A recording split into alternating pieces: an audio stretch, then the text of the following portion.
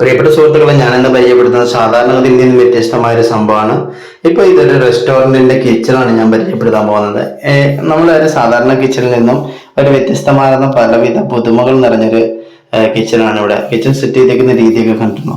ഒരു സാധാരണ റെസ്റ്റോറന്റിലേക്ക് എത്ര സ്പേസാണ് വേണ്ടത്. ഇതൊരു ചില്ലറാണ് കേട്ടോ. ചില്ലർ എന്ന് വെച്ച് കഴിഞ്ഞാൽ ഇത് നല്ല അടിപൊളിയായിട്ട് സാധനങ്ങളൊക്കെ ചില്ലായിട്ടിരിക്കാൻ വേണ്ടിയിട്ടുള്ള ഒരു സ്പേസ് ഉള്ള സ്ഥലമാണ്. പിന്നെ ഈ സെറ്റ് ചെയ്തേക്കുന്ന ഈ രീതിയൊക്കെ ഒന്ന് നോക്ക്. നമ്മുടെ സ്റ്റാഫുകളൊക്കെ ഹൈജീനിക് ആയിട്ട് വെക്കണം. അതോടൊപ്പം തന്നെ എല്ലാം റാപ്പ് ചെയ്താണ് നമ്മൾ സാധന സാമഗ്രികളൊക്കെ സൂക്ഷിക്കുന്നത്.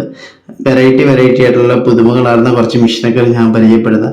അതിനു മുമ്പ് ജസ്റ്റ് ഇതൊക്കെ ഒന്ന് കണ്ടു നോക്കട്ടോ, ഏത് രീതിക്കാണ് നമ്മൾ മെയിൻറ്റെയിൻ ചെയ്യുക എന്നുള്ള രീതിയിൽ. കണ്ടോ, എത്ര പുതുമയാർന്ന സംഭവങ്ങളാണ് ഒരു കിച്ചൻ്റെ സ്പേസ്. നോക്ക്, ഇത് ഏത് ഹോട്ടലാണെന്ന് ആർക്കെങ്കിലും പറഞ്ഞു തരാൻ പറ്റുമെങ്കിൽ ഒന്ന് അറിയിക്കണേ, ഒന്ന് കമൻറ്റ് ചെയ്യണേ.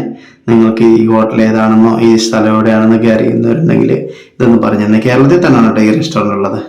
അപ്പോൾ അതിൻ്റെ പ്രത്യേകമായിട്ടുള്ള കാര്യം എന്താണെന്ന് വെച്ച് കഴിഞ്ഞാൽ പലവിധമായിട്ടുള്ള പുതുമയുള്ള സംഭവ വികാസങ്ങളായ മിഷനറീസ് ഒക്കെ എത്തിയിട്ടുണ്ട്.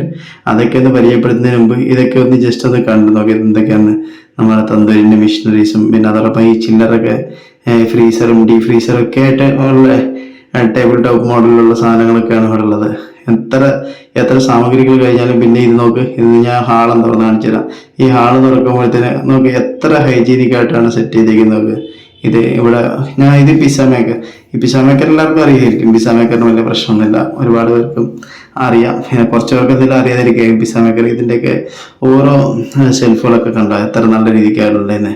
ഇനി അതോടൊപ്പം തന്നെ ഇതിൻ്റെ ബോക്സുകളും എന്താ പിസ്സ എൻ്റെ ബോക്സുകൾക്ക് ഈ കാണുന്നുണ്ടല്ലോ, ഇതാണ് ഈ സൈഡിലല്ല, ഇപ്പുറത്തെ സൈഡിലേക്ക് നോക്കുമ്പോൾ നമ്മൾ കാണുന്നത് ഇത് തന്നെ പുതിയൊരു ഗ്രിൽ മെഷീനാണ്. അത് താഴെ ഈ ഗ്രിൽ മെഷീൻ എന്ന് വെച്ചാൽ ഇതിന് പ്രത്യേകത ആട്ടോ സെൻസറാണ്. താഴെ നമ്മൾ തൊട്ട് കഴിഞ്ഞാൽ തന്നെ ഓഫ് ആവും, തൊട്ട് കഴിഞ്ഞാൽ തന്നെ ഓണാവും, അങ്ങനത്തെ രീതിയിൽ ടച്ചുള്ള സാധനമാണ്. അതോടൊപ്പം തന്നെ അതിന് വ്യത്യസ്തമായ രീതി എന്ന് വെച്ച് കഴിഞ്ഞാൽ അതിന് തൊട്ട് താഴെ തന്നെ വേറെ ഇതും കൂടെ. അതിൻ്റെ ഡബിൾ ലെയർ പോലെ തന്നെ താഴെ ഒന്നുണ്ട്, മേളിൽ നിന്നുണ്ട്. അതോടൊപ്പം തന്നെ ഇപ്പുറത്തൊരെണ്ണമുണ്ട്. അങ്ങനെ വെച്ച് കഴിഞ്ഞാൽ ഗ്രില്ല് പെട്ടെന്ന് കിട്ടാം. അങ്ങനത്തെ ഉള്ള സംഭവ വികാസങ്ങളൊക്കെയാണ് കേട്ടോ.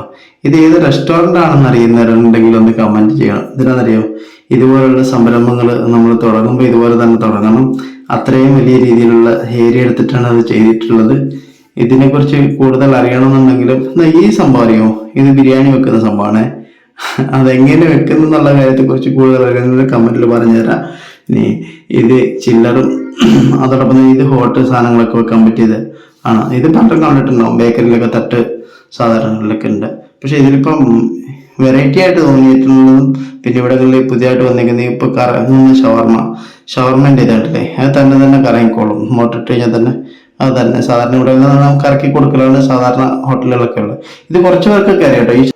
ഈ ഷവർമ കുറിച്ച് നോക്കുമ്പോൾ തന്നെ ഇതിൻ്റെ അടിയിൽ നോക്കുക, നല്ല സ്പേസ് ഒക്കെ ഉണ്ട്, പിന്നെ നല്ല ലുക്കുണ്ട്. ഇത് സംഭവം ഇപ്പോൾ മനസ്സിലായി കാണുമല്ലോ എല്ലാവർക്കും എവിടെയാണെന്ന്.